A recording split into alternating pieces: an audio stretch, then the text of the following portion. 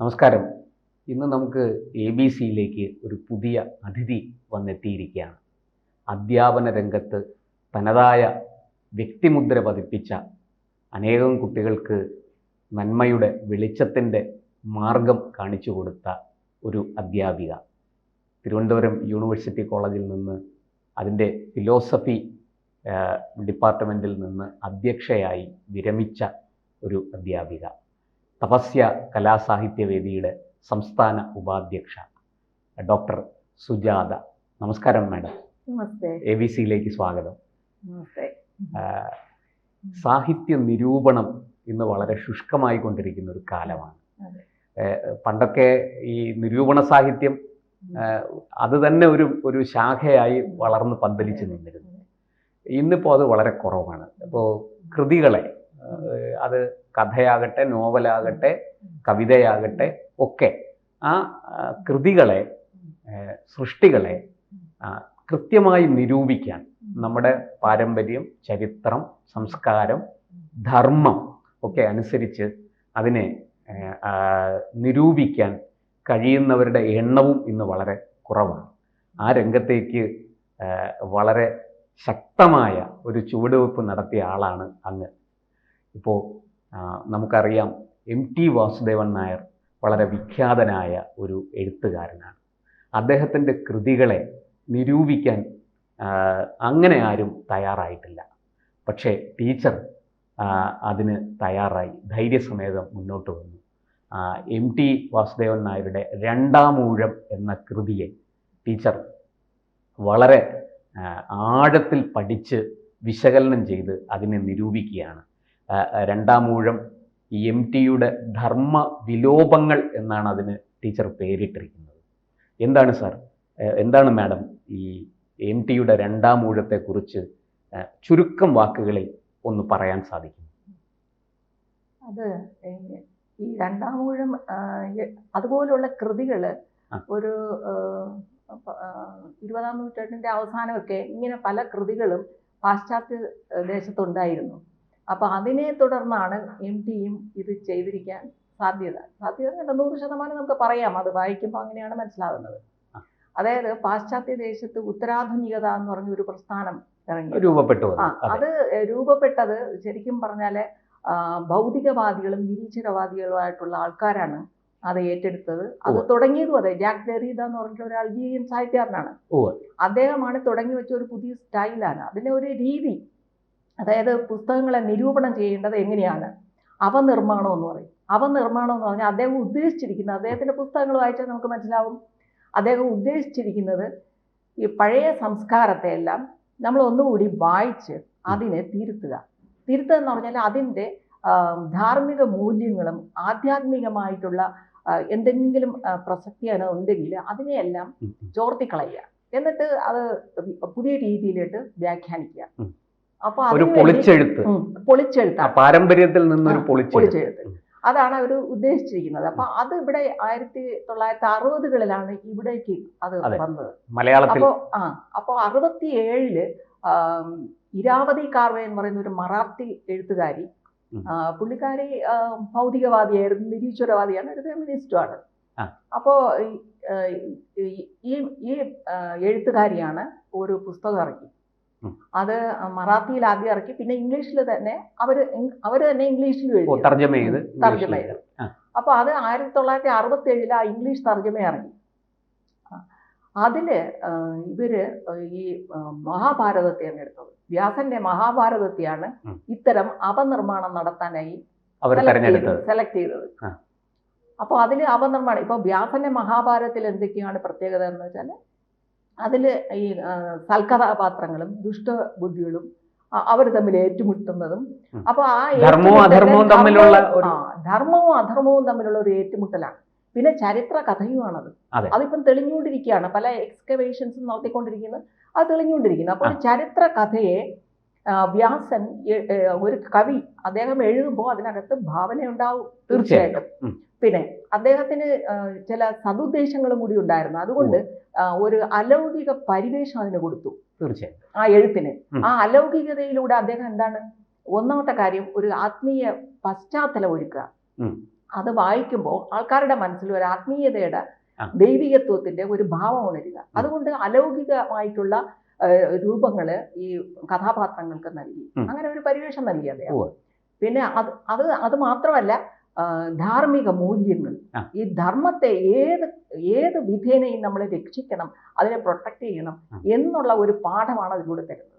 അതുകൊണ്ടാണ് അദ്ദേഹം ഈ അധർമ്മങ്ങൾ തമ്മിലുള്ള ഏറ്റുമുട്ടലിന് അതിന് വളരെയധികം പ്രാധാന്യം കൊടുക്കുകയും അതിനെ അവതരിപ്പിക്കുകയും ചെയ്തത്. അതുകൊണ്ട് തന്നെ എക്കാലത്തും ഇന്ന് ഭാരതത്തിൽ മാത്രമല്ല, ഈ മഹാഭാരതം, രാമായണം, അതുപോലെയുള്ള നമ്മുടെ ഇതിഹാസങ്ങൾ, ഭാരതത്തിന്റെ ഇതിഹാസങ്ങൾ എന്ന് പറയുന്നത് ഇന്നും ലോകോത്തരമായിട്ട് കരുതുകയാണ്. ഇപ്പൊ സഹസ്രാബ്ദങ്ങളായിട്ട് ഭാരതീയ ജനത മാത്രമല്ല മറ്റുള്ള ജനങ്ങളെയും ഇത് ആകർഷിച്ചുകൊണ്ടിരിക്കുന്ന ഒരു സാധനമാണ്. അപ്പൊ അതിന്റെ പ്രത്യേകത എന്താണ്? ഐതിഹാസിക സംസ്കാരം എന്ന് പറഞ്ഞാൽ ആത്മീയതയും ധാർമ്മികതയുമാണ് ഇതിന്റെ പ്രധാന കാര്യം. അപ്പോൾ ഈ ദരീത ആഹ്വാനം ചെയ്തത് ഇങ്ങനെയുള്ള ടെക്സ്റ്റുകൾ എന്ന് പറഞ്ഞാൽ പാശ്ചാത്യ ഹിസ്റ്ററിയിലും അവിടെയുണ്ട്. ഇപ്പൊ പ്ലേറ്റോ, അരിസ്റ്റോട്ടിൽ, ഇതുപോലെയൊക്കെ ഉള്ള ഒരു ദാർശനികന്മാർ, ആദ്യത്തെ ദാർശനികന്മാർക്ക് ഇതുപോലെ ഏതാണ്ടൊക്കെ അവർ ഈ വലിയ മൂല്യങ്ങൾക്ക് പ്രാധാന്യം കൊടുത്തവരാണ്. മഹത്തായ മൂല്യങ്ങൾക്ക് ഉണ്ട്. അപ്പൊ അങ്ങനെയുള്ള ഇങ്ങനെയുള്ള ഐതിഹാസിക ഗ്രന്ഥങ്ങളും, അതായത് അതിനെ പൊളിച്ചെഴുതുക. അപ്പൊ അതിന് കൊണ്ടുവന്ന ഒരു പദ്ധതിയാണ് അപനിർമ്മാണം എന്ന് പറയുന്നത്. അപനിർമ്മാണത്തിന്റെ ലക്ഷ്യം ഇതാണ്. അതായത് ഏത് ആശയമാണോ ഒരു ടെക്സ്റ്റിൽ ഡോമിനന്റ് ആയിട്ട് നിൽക്കുന്നത് അതിനെ മാറ്റിയിട്ട് അതിന്റെ എതിരായിട്ടുള്ള ഒരു ആശയത്തെ കൊണ്ടുവരിക, അവിടെ സ്ഥാപിക്കുക. അതായത് ഈ കൃതി ആരാണോ രചിച്ചത്, ആ രചയിതാവ് എന്താണോ ഉദ്ദേശിച്ചത് അതിന് ഘടകവിരുദ്ധമായിട്ട് ചെയ്യുക. അതിനെ ഭൗതികത്തിന്റെ ദൃഷ്ടി പതിപ്പിച്ച് വേണം അതിനെ വ്യാഖ്യാനിക്കാൻ. അല്ല, അവിടെ ധർമ്മത്തിനോ സനാതന മൂല്യങ്ങൾക്കോ ഒന്നും ഒരു പ്രാധാന്യമില്ല. അതില് ഈ ദരിദ്ര പറയുന്നത് തന്നെ ധർമ്മത്തിനും അധർമ്മത്തിനും ഇങ്ങനെ വിവേചനം നടത്തേണ്ട ആവശ്യമൊന്നുമില്ല. അപ്പൊ അത് നമ്മൾ ധർമ്മത്തിന് മേൽക്കോയ്മ കൊടുത്തിരിക്കുന്നു, അങ്ങനെ സത്യത്തിന് മേൽക്കോയ്മ കൊടുത്തിരിക്കുന്നു, അതിന്റെ ആവശ്യമില്ല. ന്യായത്തിന് മേൽക്കോയ്മ കൊടുത്തിരിക്കുന്നു, ഇതിനൊന്നും ആവശ്യമില്ല എന്നാണ്. അപ്പോൾ മാഡം, ഈ രണ്ടാം ഊഴം ശരിക്കും അങ്ങനെ ഒരു മാർഗത്തിൽ അല്ലെങ്കിൽ അത്തരം സനാതന മൂല്യങ്ങൾക്ക് പ്രാധാന്യമില്ലാത്ത, ധർമ്മത്തെക്കുറിച്ച് അധികം വ്യാകുലപ്പെടാത്ത അല്ലെങ്കിൽ ആശങ്കപ്പെടാത്ത, ഈ അധർമ്മത്തിനും പ്രാധാന്യം കൊടുക്കുന്ന ഒരു കൃതിയാണ് രണ്ടാം ഊഴം എന്ന് നമുക്ക് പറയാൻ സാധിക്കും. തീർച്ചയായിട്ടും അത് തന്നെയാണ് MT ഉദ്ദേശിച്ചിരിക്കുന്നത്. അദ്ദേഹം ഈ ഇതിൽ തന്നെ ഇപ്പോ ഈ ധർമ്മപക്ഷം ഉപേക്ഷിച്ചിട്ട് അധർമ്മികളുടെ കൂടെ ചേരുന്നത് പോലെ നമുക്ക് ഫീൽ ചെയ്യും, ഇത് വായിച്ചു അനുഭവപ്പെടും. അതായത് ഈ സൽക്കഥാപാത്രങ്ങളെ എല്ലാം അദ്ദേഹം ആക്ഷേപം ചെയ്യുകയാണ്.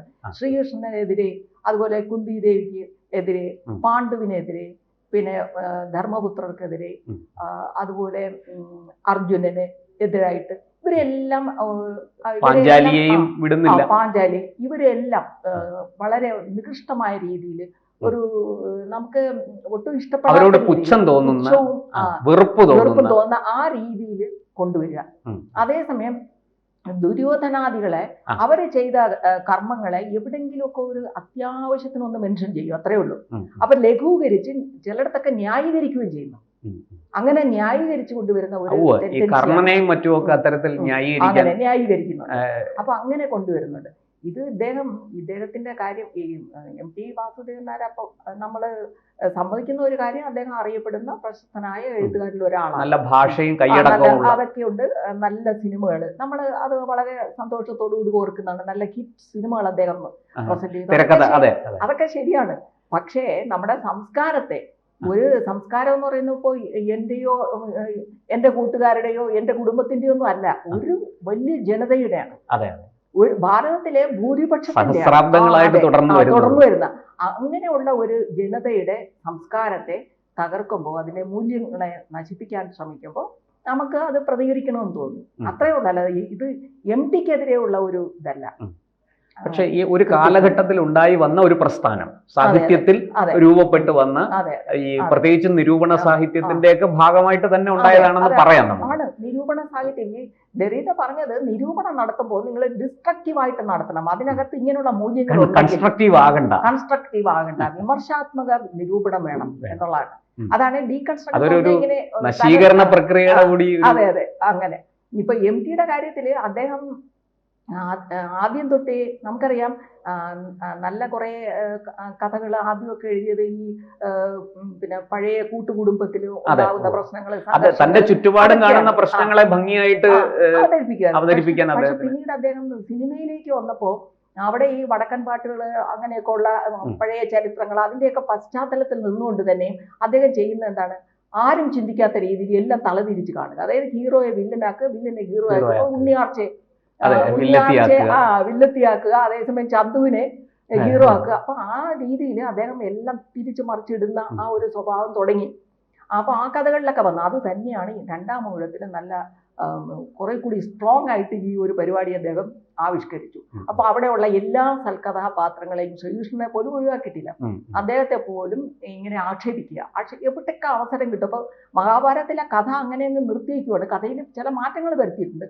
എന്നിട്ട് അതൊന്ന് സന്ദർഭങ്ങൾ എടുത്ത് അവിടെയൊക്കെ ഇവരെ ആക്ഷേപിക്കും. അവിടെയൊക്കെ തന്റേതായ ഒരു എഡിറ്റിംഗ് നടത്തി. പക്ഷേ വേറൊരു പ്രശ്നം, ഇദ്ദേഹം തന്റേതായിട്ട് നടത്തിയെങ്കിലും സാരമില്ല, ഇദ്ദേഹം 95% മോഷ്ടിച്ചു വേറൊരു പുസ്തകം. അതാണ് അത് ഇരാവതി കാർവയുടെ പുസ്തകം. നേരത്തെ പറഞ്ഞ ഇംഗ്ലീഷ് പുസ്തകം. അത് മറാത്തിയിൽ ഇറങ്ങി, പക്ഷെ പിന്നെ ഇംഗ്ലീഷിൽ ഇറങ്ങിയല്ലോ. അപ്പൊ ആ ഇംഗ്ലീഷിലെ പുസ്തകം അത് അദ്ദേഹം പകർത്തിയിട്ടുണ്ട്. അത് അതായത് 95% ആശയങ്ങളും അദ്ദേഹം പകർത്തി. ബാക്കി 5% എന്ന് പറയുന്നതിൽ തന്നെയും നമുക്ക് കാണാൻ സാധിക്കും അവിടെ എവിടെയൊക്കെ ചില, എന്നാലും നമുക്കൊരു സംശയത്തിന്റെ ഒരു ഇത് അദ്ദേഹത്തിന് കൊടുക്കാം, അത് സംശയിക്കാം. പക്ഷെ 95% സംശയമന്യേ അവിടെ പകർത്തലാണ്, ആശയങ്ങൾ പകർത്തലാണ്. അങ്ങനെ ആശയങ്ങളെ പകർത്തിയ ഒരു കൃതി. ഈ ഇരാവതി കാർവേയ്ക്ക് ഈ പുസ്തകത്തിന് അവാർഡ് കിട്ടി. പുതിയ സ്റ്റൈൽ എന്നുള്ള രീതി, പുതിയ ഒരു രീതി എന്നുള്ള രീതിയിൽ അന്ന് അതിനെ പ്രോത്സാഹിപ്പിക്കാൻ ആളുണ്ട്. അപ്പൊ അന്ന് കേന്ദ്ര സാഹിത്യ അക്കാദമി അവാർഡ് കിട്ടി. അപ്പൊ ഇദ്ദേഹം അത് പകർത്തിയ ഇദ്ദേഹത്തിന് കിട്ടി എന്നുള്ളതാണ് ഏറ്റവും വലിയ ആശ്ചര്യം. ആ രീതിയിൽ ഇതൊരു രണ്ടാം ഊഴം തന്നെയാണ്, രണ്ടാമതും കിട്ടിയിരിക്കുകയാണ് അതേ കൃതിക്ക്. കാരണം ആശയങ്ങളിൽ വ്യത്യാസമില്ല, അവിടെ ഇവിടെയും ചെറിയ ഒരു വ്യത്യാസം, അത്രേ ഉള്ളൂ. അത് നമ്മളെ ഡീറ്റെയിൽസിലോട്ട് പോകുമ്പോൾ നമുക്ക് മനസ്സിലാവും. ഈ രണ്ട് പുസ്തകങ്ങളെയും താരതമ്യ പഠനം നടത്തിയാൽ ആശയങ്ങൾ മാത്രമല്ല, ചിലയിടത്തൊക്കെ തർജ്ജമ പോലെ ചിലതെടുത്തിട്ടുണ്ട്, ചില പാസേജസ് തർജ്ജമ പോലെ എടുത്തിട്ടുണ്ട്. അദ്ദേഹത്തിന്റെ മഞ്ഞ് നമുക്കറിയാലോ, അതൊരു തർജ്ജമയാണ്. ഈ വിമൽ ശർമ്മയോ അദ്ദേഹം അല്ലല്ല, അദ്ദേഹത്തിന്റെ അതായത് പരിന്തേ എന്നാണ് ആ പുസ്തകത്തിന്റെ പേര്. പറവകൾ എന്ന് പറഞ്ഞ അതിൽ മലയാളത്തിൽ ഒരു അധ്യാപകൻ അത് തർജ്ജമ ചെയ്തിട്ടുണ്ട്. അതിനെ ശരിക്കും തർജ്ജമയാണ്, അത് ഹിന്ദിയാണ്. ആ ഹിന്ദി നോവലിന്റെ തർജ്ജമയാണ് മഞ്ഞ്. അപ്പോ ഇതില് അങ്ങനെയല്ല, ആശയങ്ങളാണ്. മറ്റത് സന്ദർഭങ്ങൾ, ആശയങ്ങളെ കടം കൊണ്ട് തന്റേതായ രീതിയിൽ അദ്ദേഹം ആശയങ്ങളെ തന്റേതായ രീതിയിലല്ല, അദ്ദേഹം അങ്ങനെ തന്നെ പകർത്തി. 1-2 സ്ഥലത്ത് മാത്രമേ മാറ്റങ്ങൾ വരുത്തി. ഒരു ചെറിയ വ്യത്യാസം. അതിനിപ്പോ ഉദാഹരണമായിട്ട് പാണ്ഡവരുടെ മഹാപ്രസ്ഥാനത്തില് ഇരാവതി കാർവേ എഴുതിയിരിക്കുന്നത് പാണ്ഡവര് ഇങ്ങനെ പൊയ്ക്കൊണ്ടിരിക്കവേ ആദ്യം വീഴുന്നത് പാഞ്ചാലിയാണ്. ആ സമയത്ത് ഇവരൊക്കെ തിരിഞ്ഞു നോക്കിയപ്പം യുധിഷ്ഠിരൻ പറഞ്ഞു, അങ്ങനെ തിരിഞ്ഞു നിൽക്കാൻ പാടില്ല, എല്ലാവരും യാത്ര തുടരണമെന്ന് പറഞ്ഞു. പക്ഷേ ഭീമൻ തിരിഞ്ഞു നടന്ന് ഈ പാഞ്ചാലിയെ ആശ്വസിപ്പിക്കാനായിട്ട് വരുന്നുണ്ട്. അത് ഇരാവതി കാർവേ പറയുന്നുണ്ട്. ആ സമയത്ത് ഈ പാഞ്ചാലി പറയുന്നുണ്ട്, അടുത്ത ജന്മം അങ്ങ് ജ്യേഷ്ഠനായി ജനിച്ചിരുന്നെങ്കിൽ എന്ന് പറയുന്നത്. ഇതൊന്നും മഹാഭാരതത്തിൽ ഇല്ലാത്തതാണ്. അപ്പൊ ഇത് കാർവേ അങ്ങ് സ്വയം സംഘടിപ്പിച്ചു. അതിനെ MT ചെറിയ വ്യത്യാസം, അതായത് MT പറയുന്നത് തിരികെ വന്നു, ആശ്വസിപ്പിച്ചു, ഇതൊക്കെ റിപ്പീറ്റ് ചെയ്യുന്നുണ്ട്. കാരണം ഇങ്ങനെ പാഞ്ചാലി പറയുന്നത് അങ്ങാണ് എക്കാലവും എന്നെ കൂടുതൽ സ്നേഹിച്ചിരുന്നത്, അതുകൊണ്ട് അങ്ങ് ജ്യേഷ്ഠനായി പോയിക്കൊണ്ട് ഇങ്ങനെയൊക്കെ പറയുന്നുണ്ട്. പക്ഷെ അത് കഴിഞ്ഞിട്ട് ഈ ഭീമൻ തിരികെ നടക്കുന്നു, മഹാപ്രസ്ഥാനം ഉപേക്ഷിച്ച് തിരികെ നടക്കുന്നു. അത് MTയുടേതാണ്. മറ്റേ അതായത് ഈ മഹാപ്രസ്ഥാനം ഉപേക്ഷിക്കുന്നത് MTയുടെയാണ്, മറ്റിടത്ത് ഉപേക്ഷിക്കുന്നില്ല. അപ്പൊ അങ്ങനെ ചെറിയ വ്യത്യാസങ്ങൾ അങ്ങോട്ട് വിടും, ബാക്കിയെല്ലാം ഏതാണ്ട് ഒരുപോലെയാണ്. നമുക്ക് രണ്ടാം ഊഴത്തിന്റെ കൂടുതൽ ആഴങ്ങളിലേക്ക് വരാം. എന്തായാലും ഇപ്പോൾ ഈ പറഞ്ഞതുപോലെ MT വാസുദേവൻ നായരുടെ കൃതി ഒരു പഠനത്തിന് ഒരു പുതിയ കാഴ്ചപ്പാട് എന്ന് ഞാൻ പറയുന്നില്ല. പക്ഷേ ആ മഹാഭാരതത്തിലെ വ്യാസന്റെ ദൃഷ്ടിയിൽ തന്നെ അദ്ദേഹം ഋഷിയും കൂടിയാണ്, അദ്ദേഹം വെറും ഒരു കവിയല്ല, ഋഷി കൂടിയായ കവിയാണ് അദ്ദേഹം, അല്ലെങ്കിൽ കവി കൂടിയായ ഋഷിയാണ്, അതാണ് കുറച്ചുകൂടെ ശരിയെന്ന് തോന്നുന്നു. അങ്ങനെയുള്ള വ്യാസൻ എന്താണോ അദ്ദേഹം ഭാവന ചെയ്തത്, എന്താണോ അദ്ദേഹം ലക്ഷ്യമിട്ടത്, എന്താണോ അദ്ദേഹം സങ്കല്പിച്ചത്, ആ ഒരു പശ്ചാത്തലത്തിൽ നിന്ന് തന്നെ മഹാഭാരതത്തെ കാണേണ്ടതുണ്ട്. പക്ഷെ അങ്ങനെ കാണാതെ മറ്റൊരു കൃതി വരുമ്പോൾ ആ മഹാഭാരതവുമായിട്ട്, വ്യാസന്റെ ദൃഷ്ടിയിലുള്ള മഹാഭാരതവുമായിട്ട് ഒരു താരതമ്യ പഠനം നമുക്ക് കൂടുതൽ ആവശ്യമുണ്ട്. നമുക്ക് പിന്നീട് അതിലേക്ക് വരാം. നന്ദി, നമസ്കാരം. നമസ്തേ. കൂടുതൽ വാർത്തകളും വിശേഷങ്ങളും നിങ്ങളിലേക്ക് എത്താൻ ABC മലയാളം സബ്സ്ക്രൈബ് ചെയ്യുക, ബെൽ ബട്ടണും അമർത്തുക.